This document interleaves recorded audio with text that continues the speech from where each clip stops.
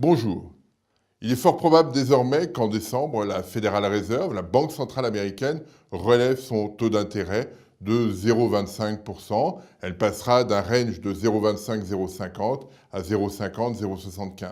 Cette situation qui nous paraissait probable au moment de la réunion et au moment de la publication du communiqué de presse nous paraît encore un peu plus probable après la publication des minutes de cette réunion. L'idée très simple est pour la Banque fédérale de retrouver des marges de manœuvre sans pour autant donner de signaux sur ce qu'elle pourra faire en 2017. C'est ça qui est important, c'est de dire, voilà, on est dans une situation où le cycle économique a été très long, et toujours très long, et où à un moment donné, il faudra probablement que la Banque centrale intervienne pour relâcher les contraintes. Et donc, il faut qu'elle regagne progressivement des marges de manœuvre, et elle veut le faire par le biais de taux d'intérêt un petit peu plus élevés. Janet Yellen nous avait dit cet été, si on n'utilise pas les taux d'intérêt, on le fera par le quantitative easing.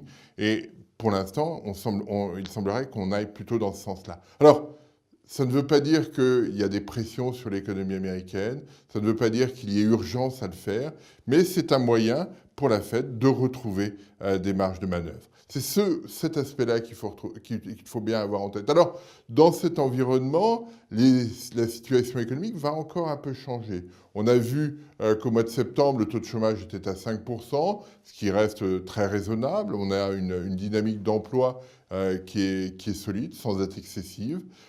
Mais on va avoir dans le même temps un taux d'inflation qui va augmenter puisque le prix du pétrole autour de 50 dollars est très comparable à ce qu'on avait l'an dernier. Ce qui veut dire que la contribution de l'énergie au taux d'inflation, eh bien, progressivement s'estompe et le taux d'inflation va remonter au cours des 2-3 prochains mois. Et c'est ce phénomène-là qui est important parce qu'on va avoir une inflation proche de 2%, un taux de chômage très faible, et là, la Federal Reserve pourra dire, eh bien, il est temps maintenant que je change de stratégie, que je durcisse un petit peu le ton, mais sans pour autant m'engager sur 2017.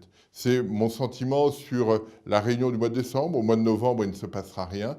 Au mois de décembre, à la mi-décembre, on va avoir probablement ce signal. Mais clairement, et c'est ça qu'il faut retenir, la Fed ne veut pas s'engager de façon excessive sur 2017 pour ne pas se contraindre, pour ne pas se lier les mains, parce que dans cet environnement, elle reste sur une dynamique de relèvement progressif des taux d'intérêt et elle ne veut pas aller plus vite. Je vous remercie.